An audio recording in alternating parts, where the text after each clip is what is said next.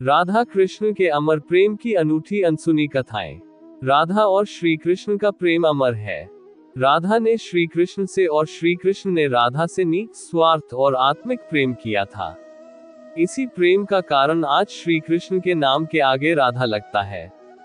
राधे कृष्ण। कोई रुक्मिणी कृष्ण क्यों नहीं कहता, जबकि रुक्मिणी भी तो राधा की तरह प्रेम करती थी। आओ जानते हैं। अन्य पौराणिक कथाओं के अनुसार राधा श्री कृष्ण से 5 वर्ष बड़ी थी। राधा ने श्री कृष्ण को पहली बार जब देखा था, जबकि उनकी मां यशोदा ने उन्हें औखल से बांध दिया था। उन्हें देखकर राधा बेसुध सी हो गई थी और उनके प्रेम में पड़ गई थी। उन्हें लगा था कि यह किसी पूर्व जन्म का रिश्ता है। कुछ लोग कहते हैं कि वह पहली बार गोकुल अपने पिता वृषभानु जी के साथ आई थी, तब श्री कृष्ण को पहली बार देखा था। और कुछ विद्वानों के अनुसार संकेत तीर्थ पर पहली बार दोनों की मुलाकात हुई थी। जो भी हो, लेकिन जब राधा ने कृष्ण को देखा तो वह उनके प्रेम में पागल जैसी हो गई थी और कृष्ण भी उन्हें देखकर बावरे हो गए थे। दोनों में प्रेम हो गया था। राधा श्री कृष्ण की मुरली सुनकर बावरी होकर नाचने लगती थी और वह उनसे मिलने के लिए बाहर निकल जाती थी। जब गांव में कृष्ण और राधा के प्रेम की चर्चा चल पड़ी, तो राधा के समाज के लोगों ने उसका घर से बाहर निकलना बंद करवा दिया। फिर एक दिन श्री कृष्ण ने माता यशोदा से कहा कि माता, मैं राधा से विवाह करना चाहता हूँ।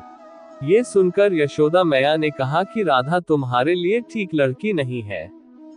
पहला तो ये कि वह तुमसे 5 साल बड़ी है, और दूसरा ये कि उसकी मंगनी यशोदे के भाई रायान पहले से ही किसी और से हो चुकी है, और वह कंस की सेना में है, जो अभी युद्ध लड़ने गया है। जब आएगा तो राधा का उससे विवाह हो जाएगा, इसलिए उससे तुम्हारा विवाह नहीं हो सकता। लेकिन कृष्ण जिद करने लगे। तब यशोदा ने नंद से कहा। कृष्ण ने नंद की बात भी नहीं मानी। गर्ग ऋषि ने कृष्ण को समझाया कि तुम्हारा जन्म किसी खास लक्ष्य के लिए हुआ है। इसकी भविष्यवाणी हो चुकी है कि तुम तारनहार हो। इस संसार में तुम धर्म की स्थापना करोगे।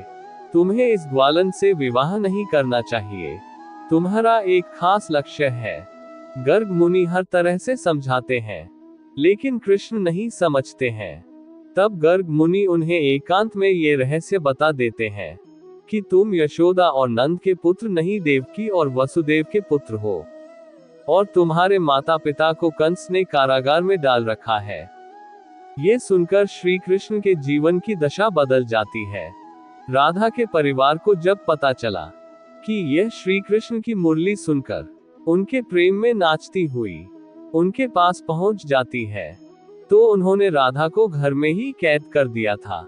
तब श्री कृष्ण ने अपने साथियों सहित एक दिन उन्हें रात में कैद से मुक्त कराकर उद्धव और बलराम सहित अन्य सखियां के साथ रात भर नृत्य किया था।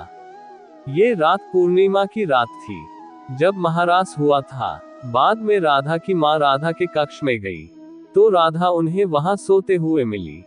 कहते हैं कि उस वक्त श्री कृष्ण को 2 ही चीजें सबसे ज्यादा प्रिय थी, बांसुरी और राधा। कृष्ण की बांसुरी की धुन सुनकर राधा के जैसे प्राण ही निकल जाते थे। कई जन्मों की स्मृतियों को कुरेने का प्रयास होता था और वह श्री कृष्ण की तरफ खींची चली आती थी। भगवान श्री कृष्ण के पास एक मुरली थी, जिसे उन्होंने राधा को छोड़कर मथुरा जाने से पहले दे दी थी। राधा ने इस मुरली को बहुत ही संभाल कर रखा था, और जब भी उन्हें श्री कृष्ण की याद आती, तो वह यह मुरली बजा लेती थी। श्री कृष्ण उसकी याद में मोरपंख लगाते थे और वैजंती माला पहनते थे।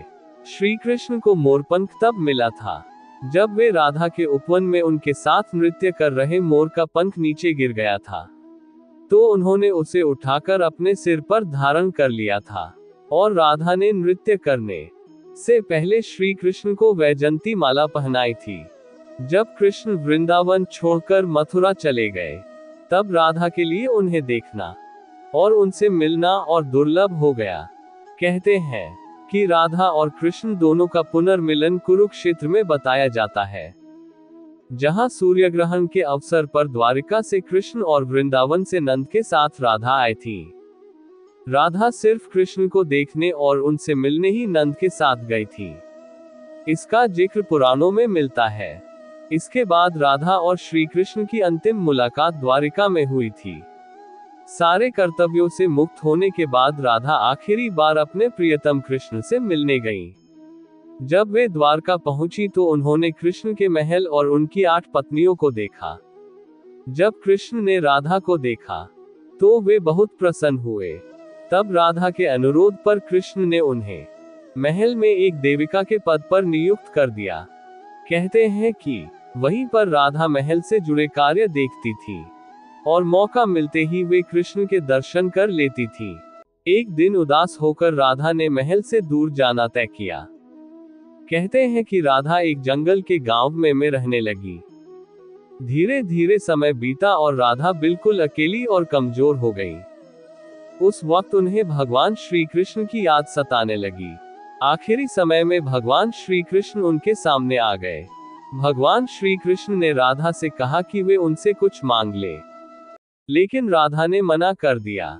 कृष्ण के दोबारा अनुरोध करने पर राधा ने कहा कि वे आखिरी बार उन्हें बांसुरी बजाते देखना और सुनना चाहती हैं।